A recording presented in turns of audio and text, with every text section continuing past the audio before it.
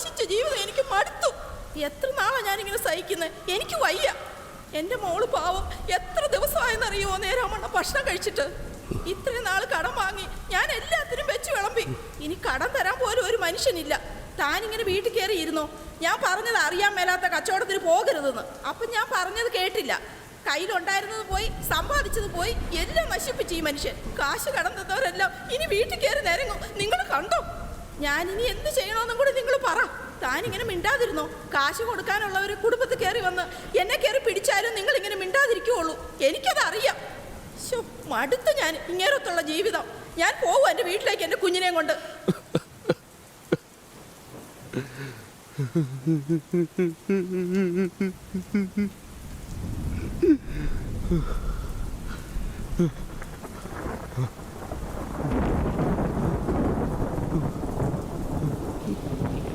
കാണിച്ച നിന്നോട് ഞാൻ പല പ്രാവശ്യം പറഞ്ഞതല്ല എൻ്റെ ജോൺസാ, ഈ കച്ചവടത്തിന് പോലെന്ന്. എൻ്റെ അനുഭവം ഞാൻ നിന്നോട് പറഞ്ഞതാ.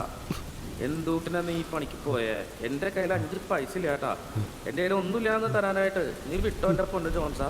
കയ്യിൽ കാശില്ലാന്നുണ്ടെങ്കിൽ കൂടെ കിടക്കുന്ന പെണ്ണുമ്പിള്ള പോലും ഉണ്ടാവൂല കേട്ടാ.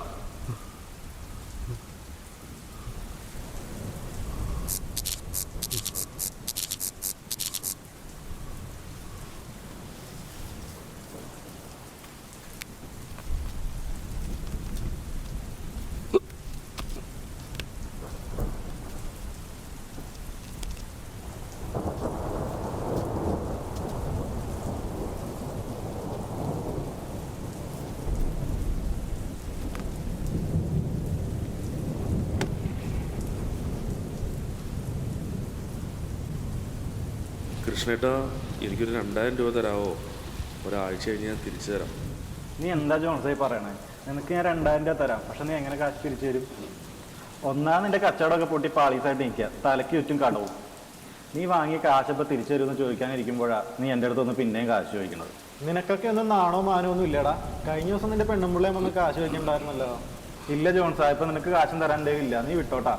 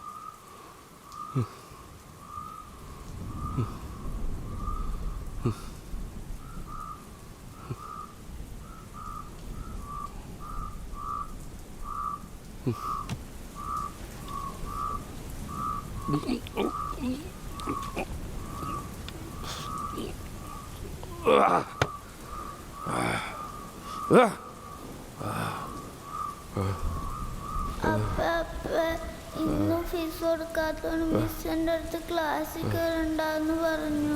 എല്ലാ ഫ്രണ്ട്സും എന്നെ കളിയാക്കുക. അവള് കരയാതെ പൊന്നെ. അപ്പം നാളെ സ്കൂളിലേക്ക് വരാം, വന്ന് മിസ്സിനെ കണ്ട് സംസാരിക്കാം കേട്ടോ. കരയാതെ. താൻ എന്തിനാ സ്കൂളിൽ പോകുന്നത്? കടം പറയാനോ? തനിക്ക് നാണമില്ലടോ ഇങ്ങനെ ജീവിക്കാൻ? ഇതിലും വേഗം താൻ പോയി ചാകുന്നതാ. കഷ്ടം. താനുണ്ടാക്കിയ കടം വീട്ടാൻ ഇനി ഞാൻ ഇറങ്ങിയാലും താനേ വീട് വിട്ടു പോകുന്ന എനിക്ക് തോന്നുന്നില്ല. എന്നിട്ടാ ഒരു സ്കൂളിൽ പോക്ക്. ആനി, നീ അങ്ങനെ പറയാതെ. എല്ലാം ശരിയാവും. പൂവ് എല്ലാം ശരിയാകും. ഞാനൊന്നും പറയുന്നില്ല. ഛേ, കഷ്ടം.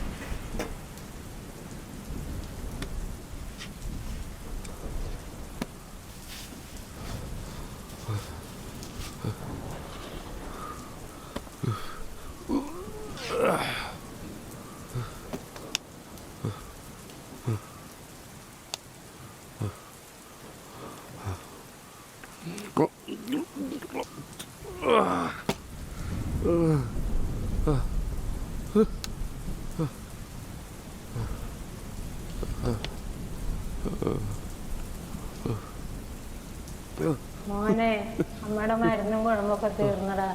2 ആഴ്ചയായി മോൻ്റെ കാശിൻ്റെ രണ്ടെണ്ണം അമ്മ പറയാതിരുന്നത്.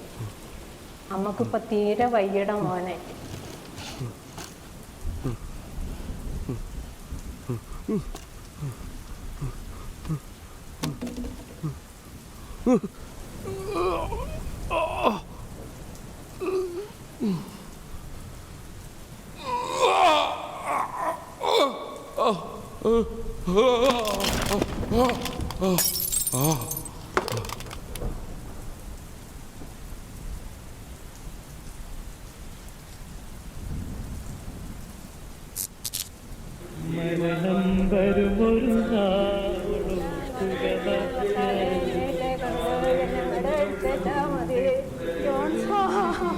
എനിക്ക് സഹിക്കാൻ പറ്റുന്നില്ല.